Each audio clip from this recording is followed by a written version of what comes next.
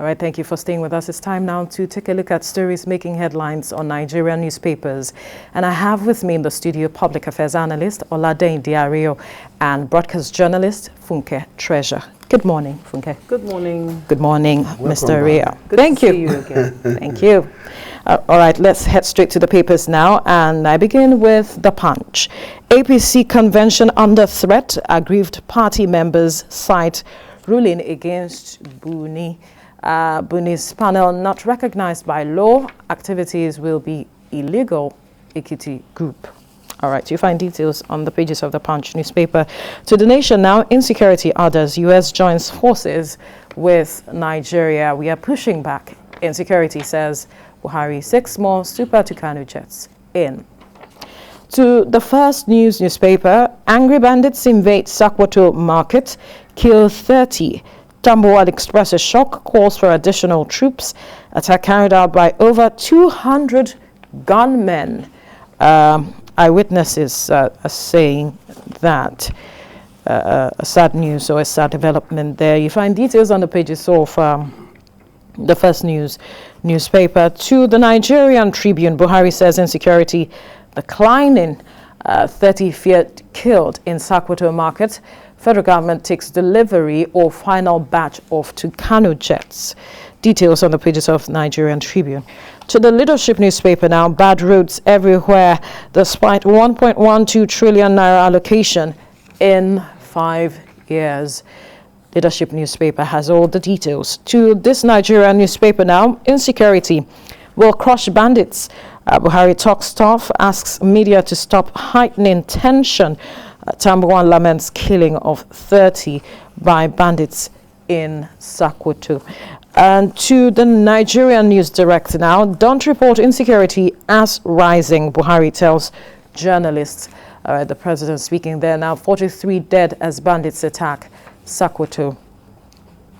To the Daily Times now, Buhari to journalists, insecurity in Nigeria declining, not rising. You find all of the details on the pages of the Daily Times. To the Blueprint now, rampaging bandits kill 30 in Sakwato market. Tambuwal urges more troops. Gunmen killed sergeant, set police division ablaze in Ebonyi. Security operatives killed 10, rescue hostage in Kaduna. You find all of the details on the pages of the Blueprint newspaper. To the Daily Trust now, how bandits killed dozens in Sakwato market. Governor says 43 die, blames attacks on Zamfara operation. Different bandits groups mobilized to launch attack. The details on the pages of the Daily Trust. To the New Telegraph now, IPOB, federal government files first charges against Nnamdi Kanu. Dialogue with IPOB as with Miyetti Allah produced Kanu in court. Ohaneze tells government. Ifan Yuba seeks court's permit to visit Kanu in custody. You find the details on the pages of the New Telegraph. All right, let's quickly look at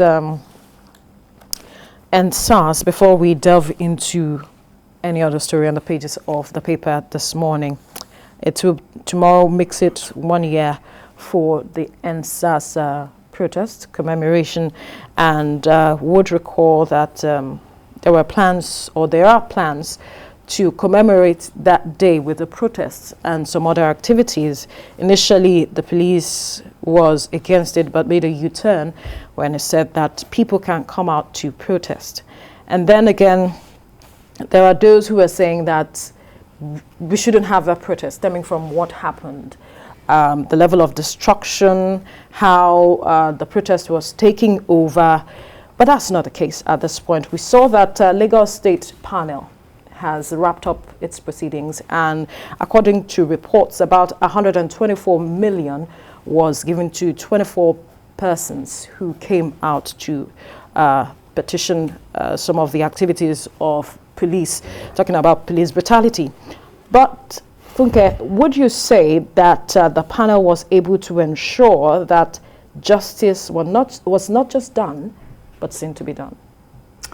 I think they've been more resilient, the panel in Lagos. If we look at the other panels across the country, how they quickly fizzled out. and how the Lagos State panel, set up for this particular purpose that continued to sit, and then we'd seen them pay compensations to those who were aggrieved. I think they've done really well. However,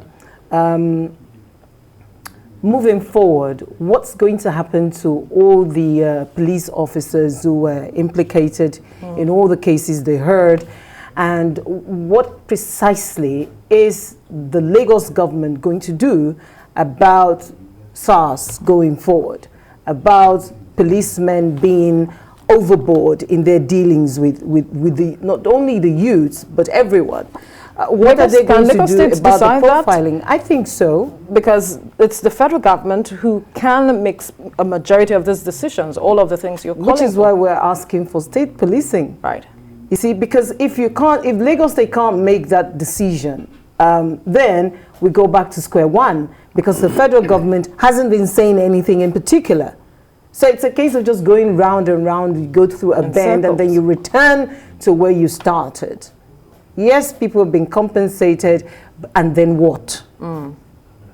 That's the critical question. And Absolutely. Then what? Moving forward, a year after, how do we move forward from here? How do we prevent this from happening again?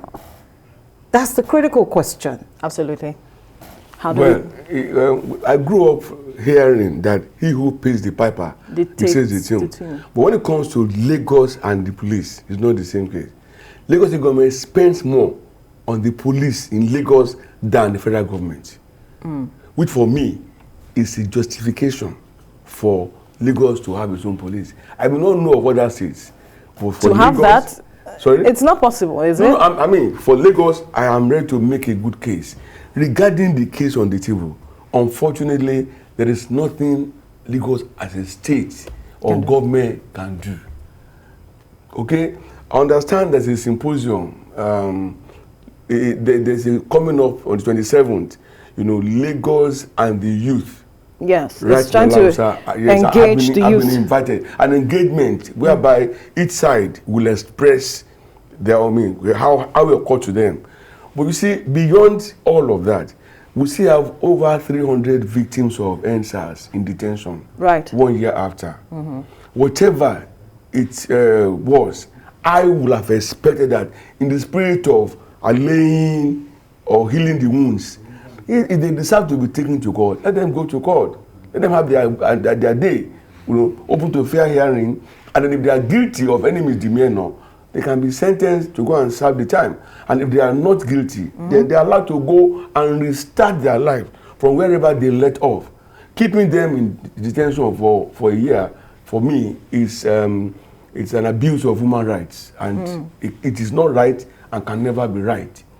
Okay? Unfortunately, recently there have been increasing cases of police brutality. So nothing has changed? Nothing has changed. I still saw a video of the case that happened in Kogi, that the policeman removed his uniform, followed a passenger to an ATM to withdraw money.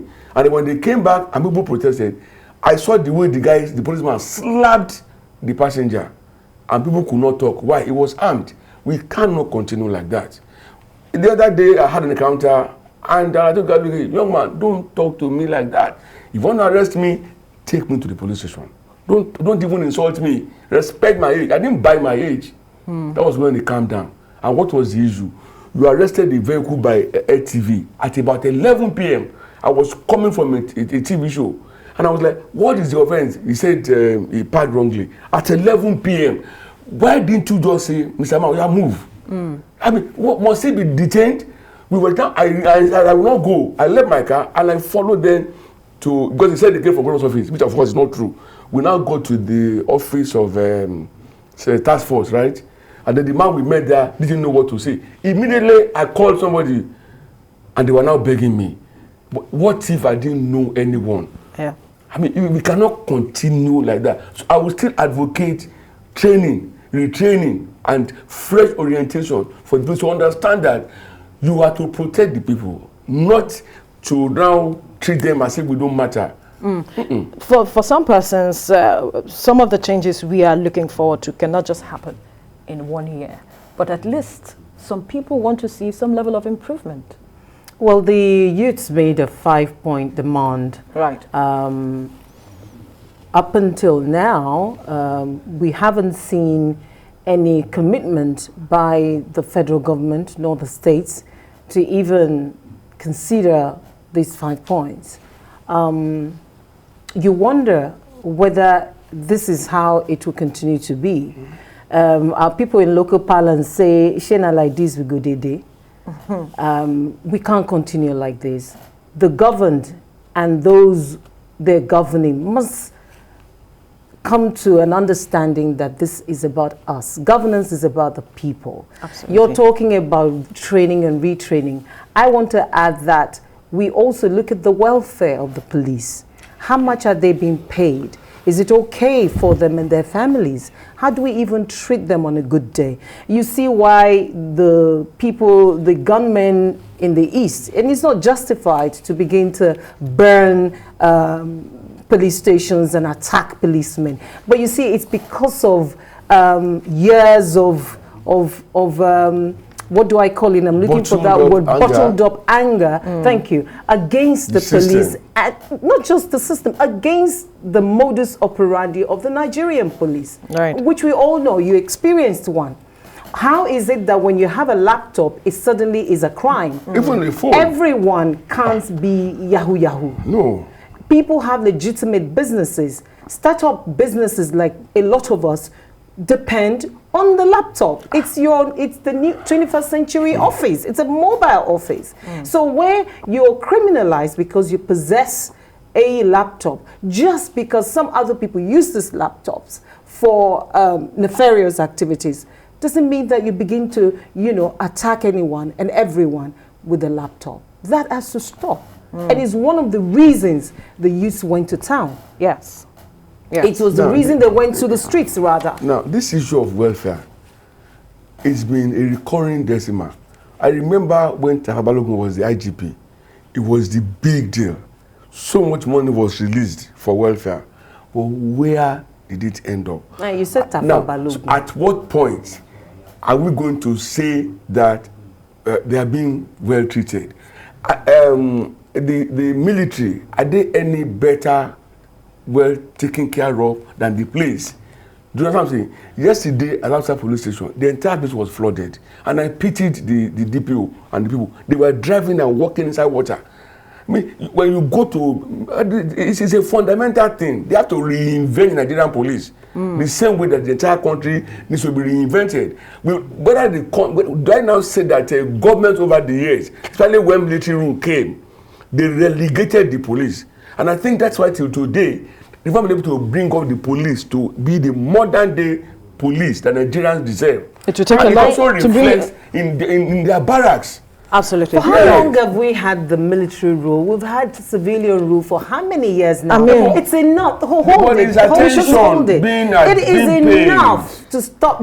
Just to stop blaming the military. The civilians have been there for forever. They've been there for like how many years now? What have they done? 20. What have they done to upturn all that was done badly by the military? Understand. What about the Constitution? We're asking for constitutional reform. Understand that. We should just stop blaming the military. It takes a little to bring down any structure, whereas it will take a lot more to bring it back to life. But if we have put in that effort for the past 20 years, if we have put in that effort for the past 20 years, we would have gotten somewhere, don't you think? Let me give you an example. Right. If you go to Isoko police station, it's a designated family matter police station. The way they treat people there is out of Nigeria. They are fantastic. Where is that again? I am telling you. Where? It's a police station right here in Lagos. The thing. So it was a model. Maybe if they had carried that to other stations, maybe as in over that's time. An effort made. Exactly. That's what we're saying. If they had made an effort, that particular if they had made an effort year in year out, we hear humongous amount of money being spent on being earmarked for the Nigerian budget, and we see what they earmark for the defense, for police, for this, for that, where do all these monies go? Do they get the money? We hear millions, now we're hearing trillions and trillions. It is this same civilians. Why are we not asking questions? What is being done with this money? The military. You just read now that 1.3 trillion naira allocated to road construction. In 5 years, what do we have? Roads that are not vehicle worthy. Is that accountability now? Is a challenge. So is that the fault of the military? We're still going to. No, he's given an example. We're still going back to the issue of corruption affecting every field of our lives, both individually and as a community and as a country collectively. For me, this morning, I was reviewing EFCC and ICPC, and I asked myself, have they justified their existence? Then we should stop the blame game. Where do we go from here? Because, see, for me, we should have more people behind bars than we have presently. Those who should be in prison are in palaces all over the world, calling the shots. And you see, apart from arresting, prosecuting, or whatever, the deterrents are not, you can't see the samples that will deter people from still stealing and committing heinous crimes with their public funds. And that is sad. We cannot continue this way. No nation state ever got built on such platform. If you look at the... we need, unfortunately, we even thought the religious organizations will help. They have not helped. They are not in government. Because, there's a way... I think they govern their churches and mosques better than some of our politicians. But there's a way let's go there. They too should have impacted I'm not talking churches now. Impact is what you're talking about. Impacted the people. Right. I think they're doing their bits. Again, I think we have churches who have even taken up governance, have structures to speak to the people about the governance of the nation in different sectors. And we should applaud them. I'm talking about church. The point I'm making right now is civilians have been there for we've been there for so long. Yeah. What have we done? We cannot keep blaming the military. We've stayed there for so long. We've had enough time to change things. We've refused to change things. We've continued to lead the country to pilfer. So you think it's deliberate? I think it's deliberate. I think we just don't understand the business of governance. That what goes round comes round. The policeman that you did not, whose welfare you did not take into cognizance today is going to turn around and be the threat to you and your family. We see that bandits are now stepping out of the communities to coming to abduct big men now. We've seen that, the youths that you don't give employment today, and it's not because Nigeria is not wealthy enough. We are a wealthy country. What happened to the Gulf War windfall? What happened to a lot of... Nigeria is wealthy. It is the mismanagement of funds that has brought us to where we are. Why wouldn't we take care of our policemen? Why wouldn't we give employment to our youth? Your constituency funds is meant for development issues, development things within your constituency. How many of them are using it for the right things? And this is why we're here where we are. And the people, because poverty is now weaponized. Right. Our people then go cap in hand to the people who should provide this and that to beg for crumbs. And look at us. Poverty capital of the world. Is that the fault of the military? All of this. I was writing a paper on colonialism, a destructive intervention in the life of the African. Why? When we had the Obas as supreme authorities, their chiefs work with them. But when any Oba overstepped his bounds, they had a way of calling them to order and telling them to abdicate the throne by committing suicide. But what happened? The Oyinbo came and they changed the order of things. Those days, by mere word of mouth, they reined in people. Because you know, if you go before Ogun and you swear falsely, you are a goner. You're blaming the colonialists. So that's what I'm saying.